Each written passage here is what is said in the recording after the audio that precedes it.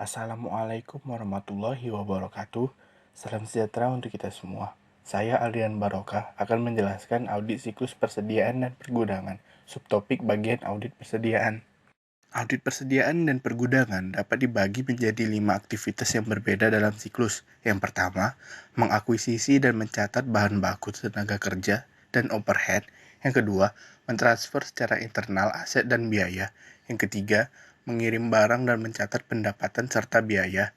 Yang keempat, mengamati persediaan fisik. Yang kelima, menetapkan harga dan mengkompilasi persediaan.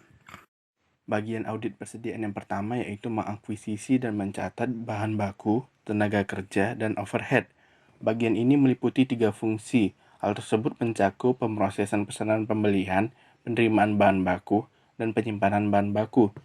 Auditor akan memahami pengendalian internal terhadap ketiga fungsi tersebut dan kemudian melaksanakan pengujian pengendalian serta pengujian substantif atas transaksi baik dalam siklus akuisisi dan pembayaran maupun siklus penggajian dan personalia.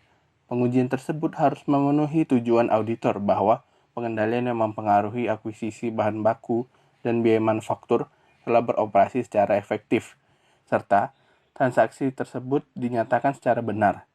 Jika tenaga kerja langsung merupakan bagian yang signifikan dari persediaan yang dibuat, auditor harus memverifikasi akuntansi yang layak untuk biaya-biaya tersebut dalam siklus penggajian dan personalia. Bagian audit persediaan yang kedua yaitu mentransfer aset dan biaya. Transfer internal persediaan meliputi fungsi keempat dan kelima yaitu memproses barang dan menyimpan barang jadi. Klien memperhitungkan aktivitas tersebut dalam catatan akuntansi biaya yang independen dalam siklus lainnya dan diuji sebagai bagian dari audit siklus persediaan dan pergudangan. Bagian audit yang ketiga yaitu mengirimkan barang dan mencatat pendapatan serta biaya. Pencatatan pengiriman dan biaya terkait merupakan fungsi terakhir yaitu fungsi mengirim barang jadi. Karena fungsi tersebut merupakan bagian dari siklus penjualan dan penagihan, auditor harus memahami dan menguji pengendalian internal terhadap pencatatan pengiriman sebagai bagian dari audit siklus tersebut, termasuk prosedur untuk memverifikasi keakuratan pengkreditan kepersediaan yang dicatat dalam file induk persediaan perpetual. Bagian audit yang keempat yaitu mengamati persediaan secara fisik. Auditor harus mengamati klien yang melakukan perhitungan fisik persediaan untuk menentukan apakah persediaan yang tercatat benar-benar ada pada tanggal neraca dan dihitung secara benar oleh klien. Pemeriksaan fisik merupakan jenis bukti yang penting yang digunakan untuk memverifikasi keberadaan dan perhitungan persediaan. Bagian audit yang terakhir yaitu menetapkan harga dan mengkompilasi persediaan.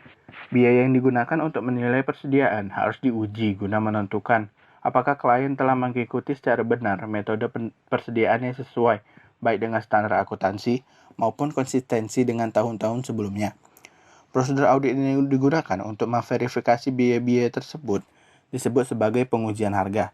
Selain itu, auditor juga harus melaksanakan pengujian kompilasi persediaan, yang merupakan pengujian untuk memverifikasi apakah perhitungan fisik telah diikhtisarkan secara benar, kuantitas dan harga persediaan telah dikalikan dengan benar, dan persediaan yang dikalikan di-footing secara benar pada saldo persediaan buku besar umum yang sama.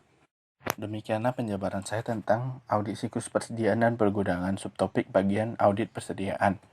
Jika ada kesalahan dan kekurangan, saya mohon maaf. Terima kasih telah menonton. Assalamualaikum warahmatullahi wabarakatuh. Salam sejahtera untuk kita semua.